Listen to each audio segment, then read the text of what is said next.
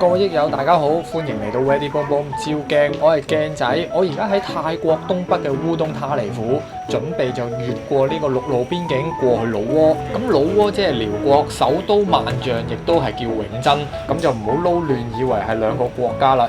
咁為咗響應呢個一帶一路倡議，所以我哋今次就展開呢個萬象嘅夜生活之旅。咁去老撾萬象呢，其實係有兩個方法嘅。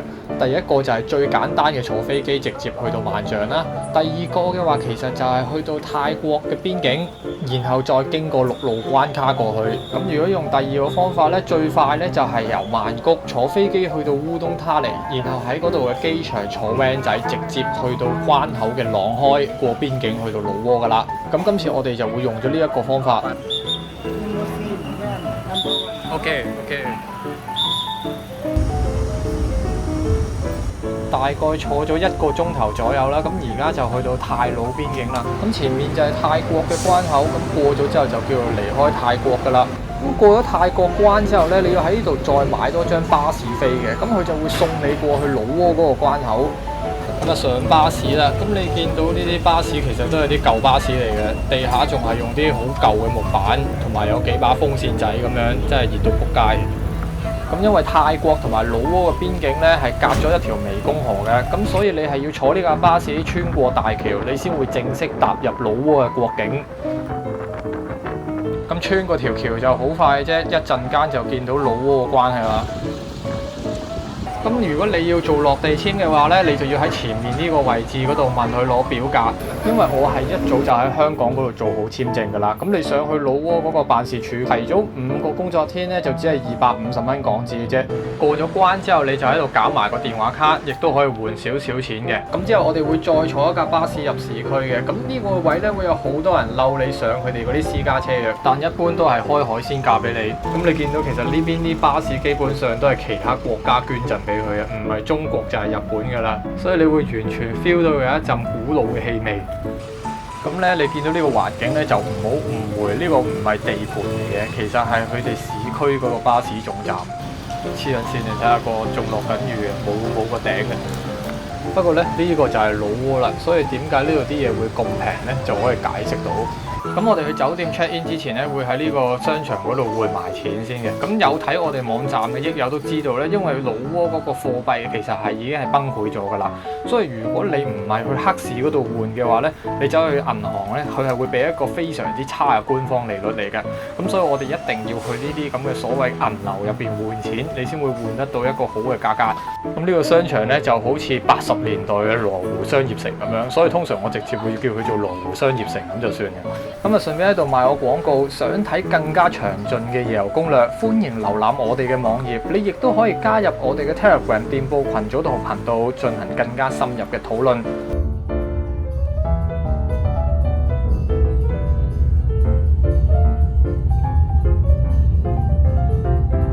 咁就開箱埋間酒店房啦。咁你見到其實就真係好麻麻地啦，呢啲類似係賓館形式咁樣。咁啊個環境你真係中等好偏下嘅一個質素，尤其是以個廁所咧就真係幾差下啦。咁但係點解都會訂呢度呢？就係因為佢呢間酒店下邊嘅停車場係一個非常之重要嘅娛樂場所。咁因為住喺度呢，你就可以直接用自己間房，咁你就叫做慳翻個房錢咁樣咯。咁當然個環境就好一般啦。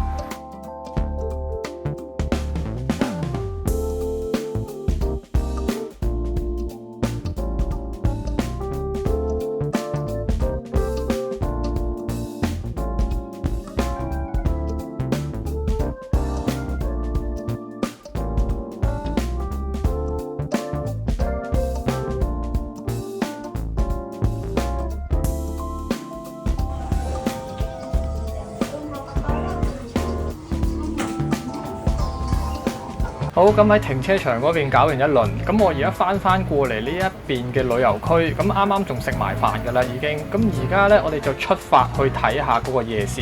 咁呢邊始終係旅遊區，所以你就會見到嗰個繁華程度就會高翻一啲。哇！蜜雪冰城而家開到周圍都係。咁湄公河呢邊個夜市都係賣啲衫啊，雜嘢多啊。咁其實就唔係話有啲咩好睇嘅啫，我自己覺得都係啲好似深水埗嘅貨。咁唯一比較特別啲就係佢呢邊有一個小型嘅遊樂場，咁啊仲有少少嘢食咁樣嘅。咁咧就好多當地嘅年輕人走過嚟呢度玩嘅。咁如果你溝到女嘅話，你都可以帶佢嚟呢度玩。個價錢平到咧，玩一次都係7蚊到10蚊港紙左右。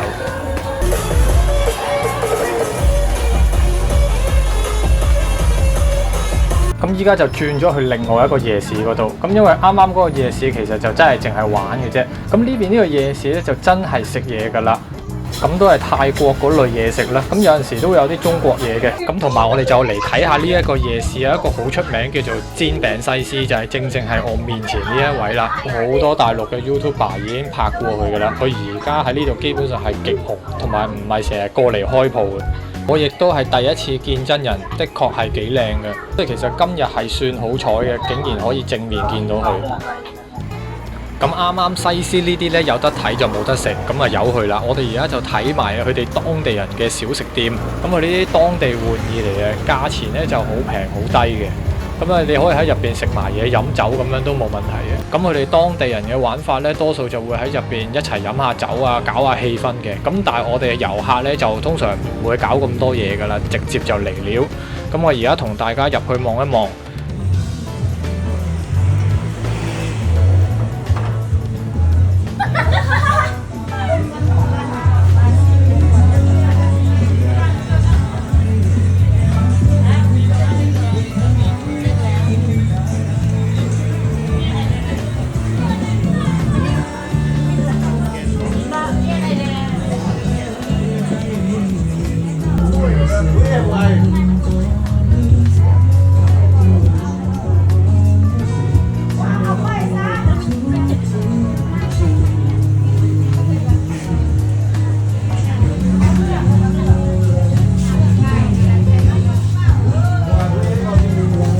今晚就差唔多啦，依家仲可以翻去酒店停車場嗰邊望一望。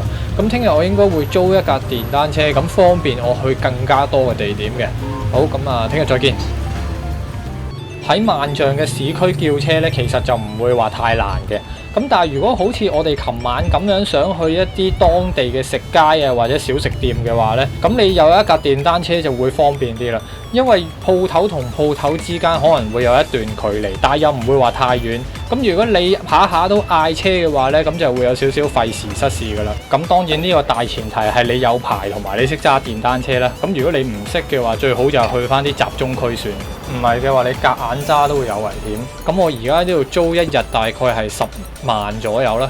咁即係30零40蚊港紙。咁今晚掃店就會方便好多啦。咁拎咗車就去食埋嘢先。今晚黃昏我哋先再出動，因為實在太熱啦，下晝。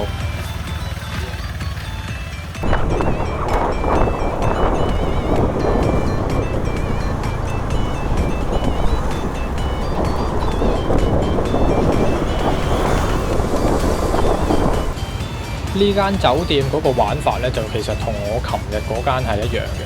咁都係喺個停車場個後門位嗰度呢，咁你就會揾到噶啦。咁如果你想知道所有地點呢，咁啊歡迎瀏覽我哋嘅網頁。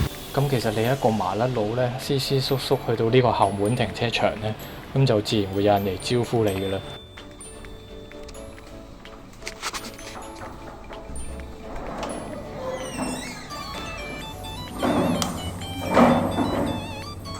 出返嚟都天色已漸沉，落日如霧燈啦。有啲肚餓，咁而家去餐吧嗰度食飯。咁其實老撾餐吧同埋泰國餐吧嗰個玩法模式係差唔多一模一樣嘅。咁主要都係你可以入嚟食飯、飲酒，咁啊聽下 live band。咁你亦都可以同呢度嗰啲女侍應一齊喺度傾下偈啊，玩下遊戲咁樣。咁唯一有一個好唔同嘅點就係呢一邊咧，你嗌佢同你玩 game 啊，坐喺度陪你飲酒咧，咁其實係唔使收錢嘅。咁你俾翻啲小費佢咁就得噶啦。滾起來啊！要發誓。要發誓。發誓。發誓。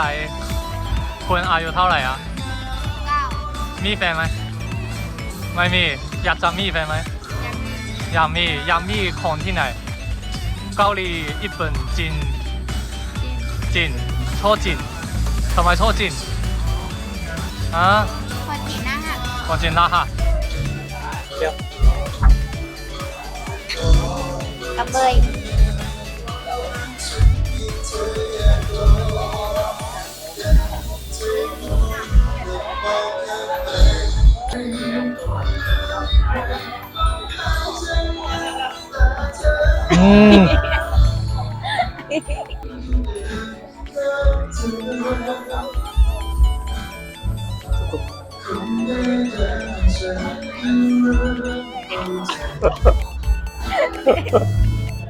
Bye bye.